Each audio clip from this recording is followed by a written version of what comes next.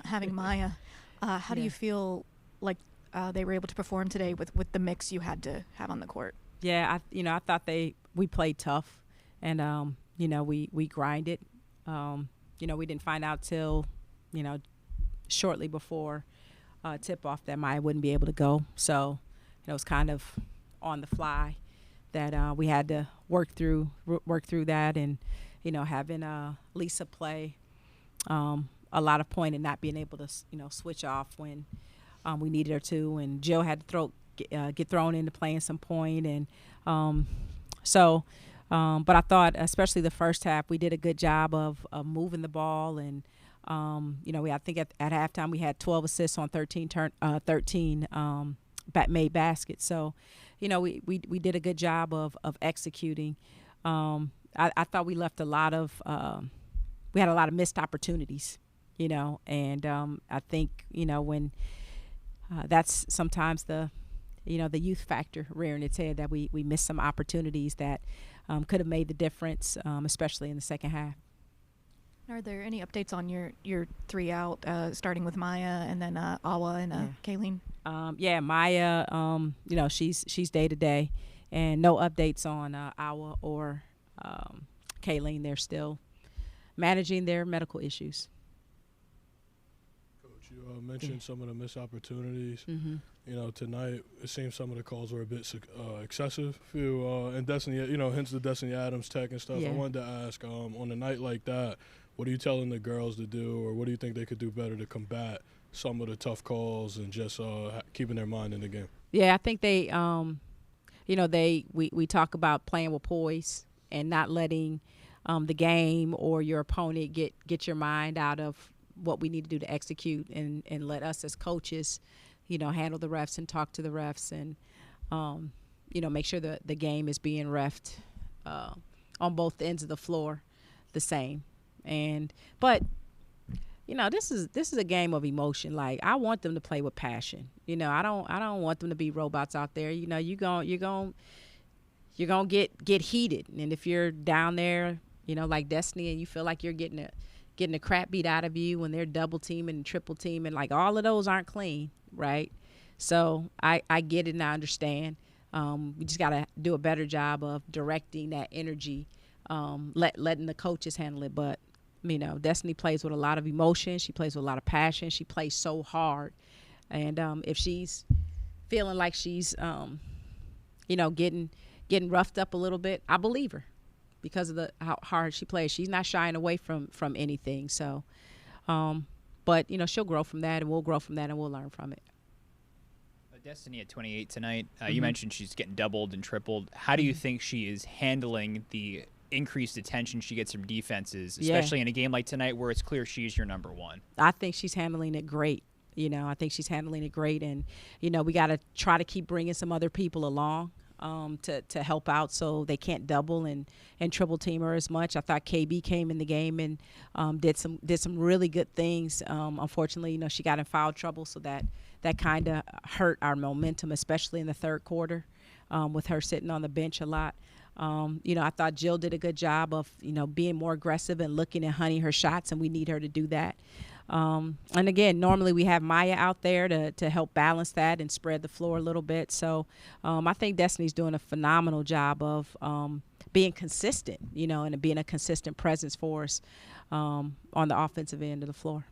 You mentioned Jill being more aggressive, hunting her shot. That's actually what I was about to ask about next. Yeah.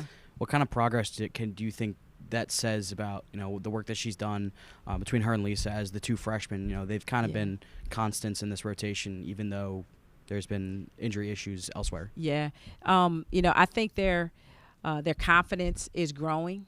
Their understanding of what we need is growing.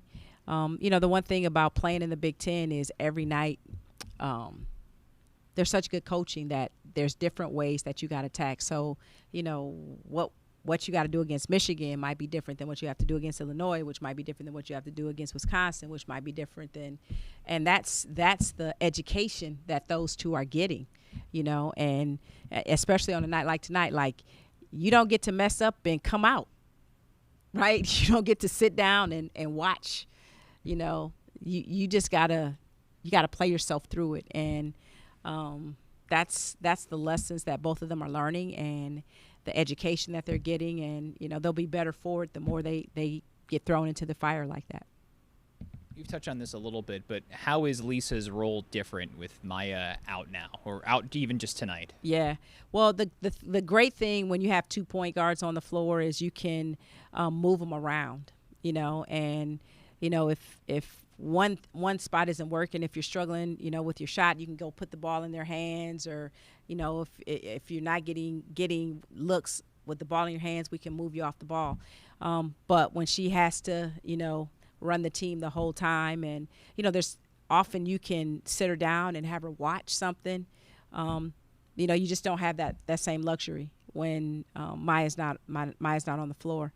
And also, playing through fatigue. Sometimes some of the mistakes that both Lisa and Maya, some of the mistakes they made on either offense or defense were a little bit of fatigue. And when you don't have that one more person in the rotation where they can come get a rest and play fresh, that hurts as well. So, she's got to be more vocal for longer stretches without Maya. And again, as a freshman, it's cool for her to be out there with Maya and Antonia, who can help with the leadership and help with the, with the vocal part of the game. And so when you don't have Maya out there, puts a little bit more onus on her to have to do that for longer stretches. You mentioned, Coach, that you didn't have a lot of time between finding out that Maya wasn't going to play tonight and Tip. Did you get a chance at all to say something, whether it was to Lisa or the team, about just, knowing that you were only going to have 8 players and you were not going to have a lot of time to rest tonight? Yeah, we talked about it pregame, but they were in good spirits, and they were like, all right, we got to rally around Lisa, we got to rally around Antonia, we got to rally around Jill when she's at the point, and they were like, let's go, next man up, and we got this. Yeah. Back-to-back games in double figures for KB. Can you just talk about her development, how she's kind of turned it on? Yeah.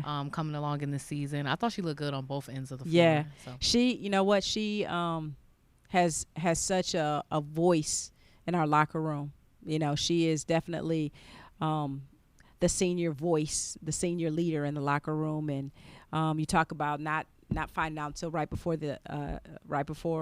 shortly before the game that Maya wasn't playing. KB was the voice that, brought everybody together and galvanized everybody. And, she is playing with such focus.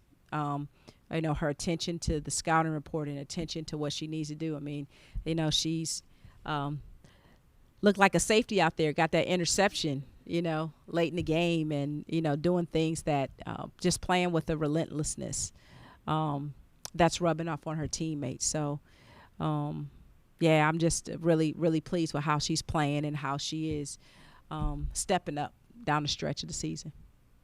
Antonia had another 7 assists tonight. What can you say about her ability to move the ball, especially on a night where, your team had one of the better assist games of the season so far? Yeah, that's the one thing that Antonia is pretty good at, is keeping the ball moving and, being a facilitator. Finding people and getting her teammates good looks. So we're going to have to keep relying on her to do that until we get Maya back. Thanks, guys. Thanks.